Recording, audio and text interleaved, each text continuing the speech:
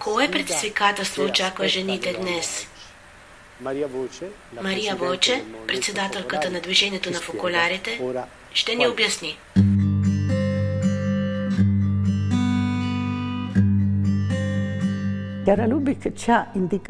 Кяра Любик ни показа един път на светостта.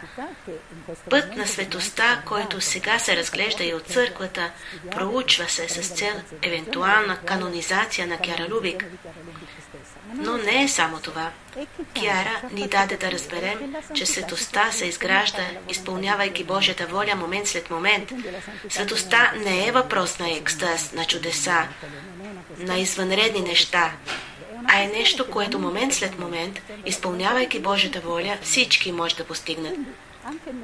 В нашия правилник пише, че нашата първа цел е съвършенството в любовта. Но това съвършенство, което е светостта, се постига момент след момент в Божията воля, която е за всеки различна.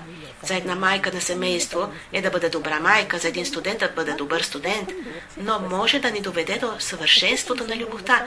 И това ми се струва винаги актуално послание, а също е послание, което привлича, защото не е една извънредна святост на изображение и на култ, а е това да изграждаме момент след момент отношението ни с Бог и отношението с другите в любовта. Това е първо, основно нещо, бих казала. Второто, ми се струва, е това, че тази святост трябва да служи за другите. Не е святост, която е само за себе си. Никой от нас не живее за себе си, защото Бог ни създаде заедно, като народ. Той ни спаси като народ. Исус дойде на земята да ни спаси като свой народ, църква, тялото на Христос. И затова иска тази святост да бъде за цялото човечество.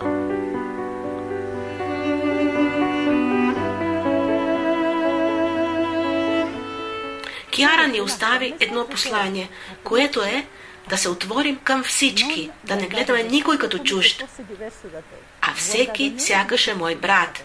И това всеки означава човек от същия народ и този от друг народ. Означава християнин, както и не християнин, вярващ, както и невярващ.